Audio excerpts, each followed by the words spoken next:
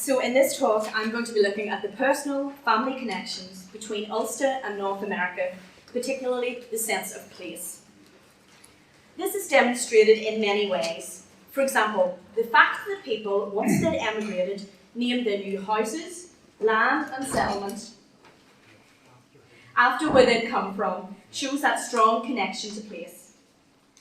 This has continued even after they had died on their gravestones, where the place of birth was often recorded. You're ahead of me, Matthew.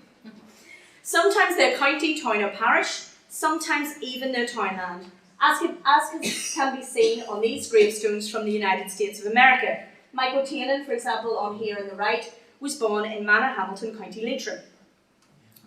On at least one slide, we even have the very quarter land within the townland recorded on a gravestone, one of the smallest geographical divisions in Ireland.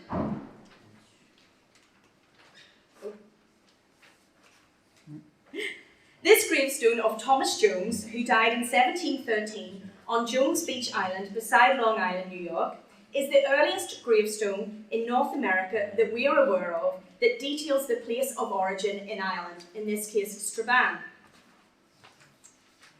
When the place of birth has been recorded on a gravestone like this, it makes it much easier to begin research into the person's family history, as you have a location to focus on, a key aspect of success in genealogy. We found this grave in Beechwood Cemetery, Ottawa, Canada, on the first day of our genealogical lecture tour in March of this year. The inscription details the place of birth of John Craig of Belfast and his wife Jane Mackay Alexander of Redhall, Ballycarron. With a few minutes research, we were able to locate the marriage record on our online database. Hopefully. There we go. This took place in 1866 in Ballycarry Presbyterian Church and provides the names of the fathers, John Craig, a tailor, and William Alexander, a farmer. We were then able to locate the Alexander farm on Griffith's valuation. William Alexander listed here at number 8, renting a house, outbuildings, and over 56 acres of land. And then on the accompanying Griffith's valuation map, we can see the exact location of his farm within Redhall townland. As well as naming their new homes after locations in Ulster and their places of birth being recorded on gravestones, immigrants also showed their connection to family and home by their desire to return. For many people, of course, they were unable to visit their homeland again, but that desire has continued down through the generations. I often meet people who tell me that their mother or their grandfather had always wanted to come home, and that they were now visiting Ulster in a part to fulfil those wishes. This is not just a recent phenomenon. We heard this morning of Thomas Mellon, who had come home when he was in his 60s to visit the place of his birth. And another example is James Bones. He was involved in the United Irish movement and he left Ireland for America in 1810.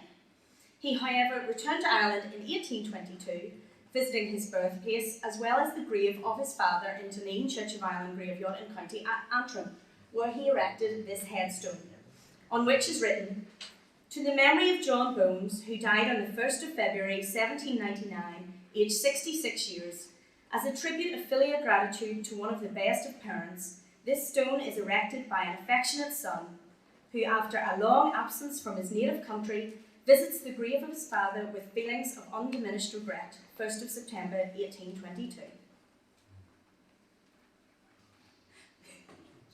The famous American writer John Steinbeck visited his grandfather's birthplace near Leven Valley in 1952 and wrote a magazine article about his trip. Unfortunately, however, he did not feel his visit was a particular success. The family home had been sold, and he was very frustrated because he could not have alcohol in the bedroom of his guest house. The development of genealogical records on the internet and television shows such as Who Do You Think You Are have led to an increase in interest in family history. Tourism Northern Ireland have said that there may be as many as 25 million people in the world who have family links to Northern Ireland, and many of these will be found in North America. In terms of the tourist industry, those interested in family history are therefore of great potential as future visitors to the country. I am the Research Officer for the Ulster Historical Foundation. The Foundation is a not-for-profit educational charity established in 1956 to tell the story of the people of Ulster. We do this in many ways, by publishing books on family and local history, creating online resources for those researching their ancestors, and by helping people with their family history research. In my role as Research Officer, I engage with North Americans interested in their family history in 5 main ways. We offer a one-to-one in-person consultation service, which is often the first step for those visitors who wish to carry out research while they are in Ulster. This desire to find one's ancestors in their homeland can be extremely strong. For example, just last week I had a consultation with a gentleman from the United States who was late for his appointment. It turned out he had had a car accident. Fortunately, he was okay, but car crash or not, he was determined to make his appointment with me.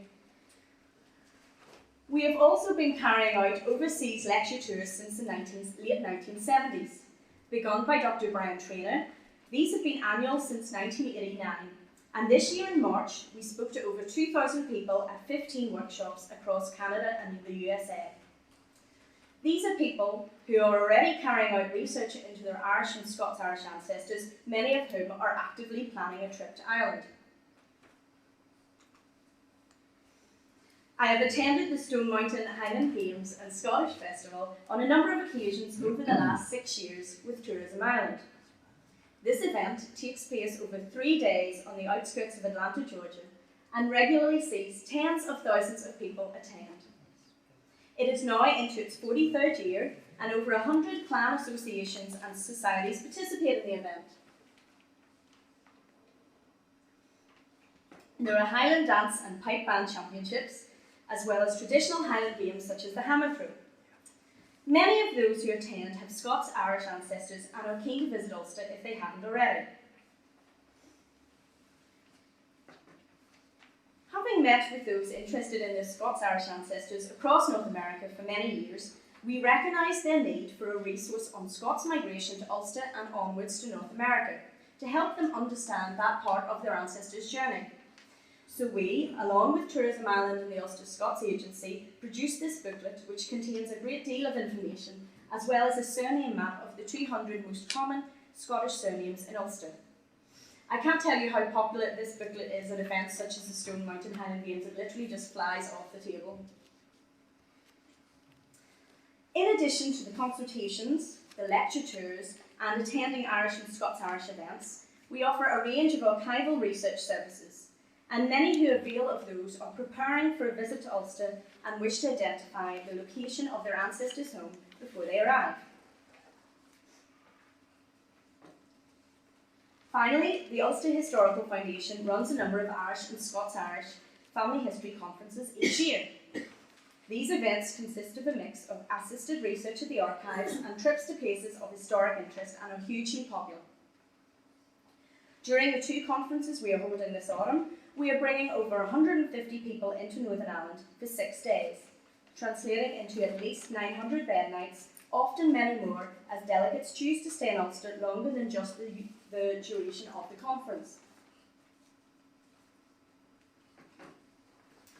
These events allow those interested in family history to carry out research in the archives with researchers who are very familiar with the institutions, as well as visiting sites across the country that their family may have known or visited. Another benefit of these conferences is to spend time with others interested in family history, which is particularly appreciated by those who have family members who are perhaps not quite so interested. To give you a bit more of the idea of the people visiting, attending these events, these are some statistics from a recent family history conference. Over 70% of those attending the conference were from North America, with smaller numbers from the British Isles and Australia and New Zealand. 55% came with a friend, family member or spouse, 45% travelled on their own. Women outnumbered men by 3 to 1. and 79% of those attending were over the age of 55 years, with 47% over the age of 65. We can see that the demographic attending all family history conferences is therefore one of the key groups the tourism industry in Ireland is trying to attract, namely the culturally curious who are looking for authentic and experiential holidays. As I mentioned earlier, for many of those searching, as well as finding out about the history of their ancestors, they have a great desire to connect with the place their family came from. For family historians from overseas, the importance of knowing this is greater than for most of us who live in Ulster, who perhaps take for granted our connection with the land. This is demonstrated clearly while we are on lecture tours in North America. The slides that always cause the greatest reaction are those of Griffiths valuation. Due to the destruction of the majority of the Irish 19th century census records, Griffiths valuation is used as a census substitute when researching the mid-19th century. The valuation, which began in Dublin in 1848 and finished in counties Armagh and Down in 1864, valued all land and property in Ireland, so it's a useful source for identifying where ancestors may have been living around the 1850s. The website Ask About Ireland has digitised not just the valuation records, but also the accompanying maps, so that it is possible for North Americans to sit on the computer in their home and see a map of their ancestors' farm. For example, this is the Griffiths valuation map showing the townland of Drummalig, which is just south of Carryduff in County Down. The thick red line is the townland boundary, and then the thin red lines within it show the different farms within that townland. Now, this is a wonderful source in itself because it locates not just the townland the family came from, but the exact location within the townland. But the website has also added a layer of Google Earth so that it is possible to see what the landscape looks like today. So this is a Google Earth image of Drummalig, and you can see not only are the field boundaries almost exactly the same as they were 150 years ago, but there are still farms in these locations today, and they are also shown on Griffiths valuation. This is the point in the talk when I always tell the American audience that that's when they have to come to Ulster and see it for themselves.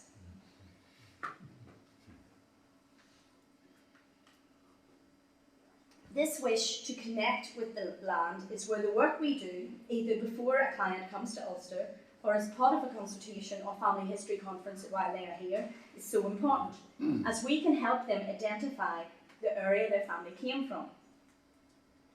A few years ago, I carried out some research for a Canadian, Penny Bell. Penny's family, James and Anne Johnson, and their young children had left Shanroe townland in Forkhill, County Armagh in the early 1830s. Unfortunately, church records, one of the most useful sources for family history, had not survived for that area for the relevant period. We knew that they were in the 1821 census, which has survived for very small pockets of the country, and we were also able to find them in the Tithe Book of 1828 and the Freeholders' Registers of 1826 and 1829. Just one more. However, it was this lease from 1796 that is held in the Public Record Office of Northern Ireland which provided us with the family information we are looking for. Unlike many leases, which lasted for 21 or 31 years, 3 life leases lasted as long as one of the 3 names on the lease was still alive. In many cases, therefore, tenants chose their young children to be the names on the lease. And in this, for example, we have John Johnson, the leasee, and his 4-year-old son James, and his 2-year-old daughter Mary, thus providing us for the first time with the name of the father and the sister of the client's ancestor. This lease also described the location of the farm in Shanroe. Bounded on the east by Mafona River, on the west by the road leading to Mafona Bridge, on the south by Owen Maccabee's holding, and on the north by James Bennett's holding. We then examined the map accompanying Griffiths valuation from the 1860s. Now, although the family had emigrated many years before this, we were able to use the description on the lease and compare it to the land on the map. Again, you can see that this thick red line is the townland boundary. The wiggly line is actually Mafona River. Rivers are often boundaries. And then this road is the road leading to Mafona Bridge. Mafona Bridge is just titled up there at the top of the map. So we now knew, the townland's actually quite large, it goes off the bottom of the slide. We now knew that the Johnson farm was somewhere in this part of the townland. We also identified, plot 9, which in 1864 was being rented by a John Bennett, and plot 13, which at that time was being rented by a Patrick McNamee. Now, although we could not tell if these men were the descendants of James Bennett and Owen McNamee, who were named in the 1796 lease, it did seem likely, as farms were often passed down through families. So we therefore suggested to the client that it was possible that her ancestor's farm was somewhere in the area around plot 6. A few months after she had received our report, she and her two sisters visited Ulster, and they were able to find their ancestor's home. Now, even in the instances where an ancestor left Ulster in the 1600s or 1700s, and there will therefore perhaps be less of a record of the exact location of their home, those with Ulster ancestors are still keen to visit the area and see the landscape that their ancestors saw, visit the local church and graveyard, and perhaps the port their ancestors were likely to have left from. All of this provides them with a tangible connection to their ancestors and their lives in Ulster, which cannot be obtained through online research. Where houses do not survive, this is where museums such as the Ulster American Folk Park and the Ulster Folk and Transport Museum are invaluable in providing the visitors with examples of the houses and buildings their ancestors may have lived in and known. We would always recommend that the North American family historian visits not just the country their ancestor came from to see the main attractions, but also the locality of their ancestors. This was particularly brought home to me during our recent lecture tour in North America in March. I met a number of people who had visited the exact area their ancestors had come from and had struck up conversations with local people, which in 2 separate occasions had resulted in them being taken to the home of distant relatives, one of whom then produced a photograph of the visitor's great-grandmother, the first photograph of her she had ever seen.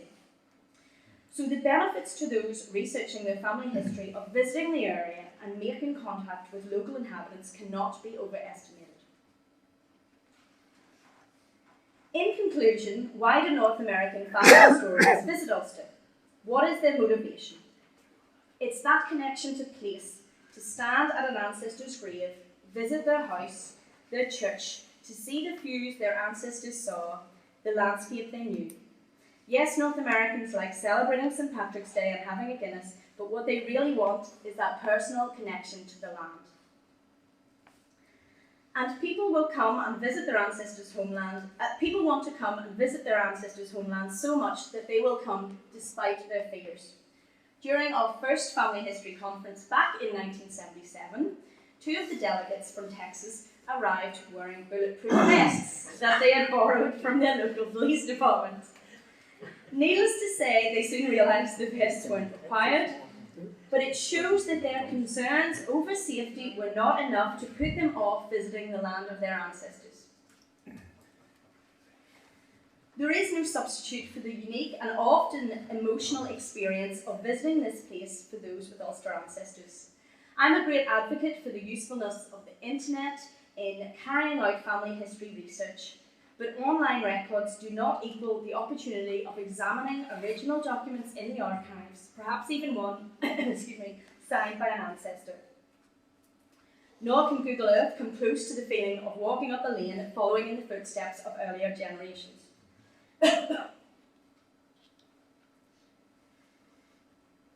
Feedback from the delegates of our family history conferences highlights the benefits of visiting the country of their ancestors. As Judy Owen from Ontario, Canada said, "This experience enriched me personally and enhanced my ancestral story. It was not just about finding names and places, but putting context around the lives of those who came before us. I came home feeling a bond to Northern Ireland that I had not had before attending this programme. I feel it is a real privilege to be able to help people find their ancestors and the place in Ulster they came from, and in doing so to continue to strengthen the links between Ulster and North America. Thanks very much.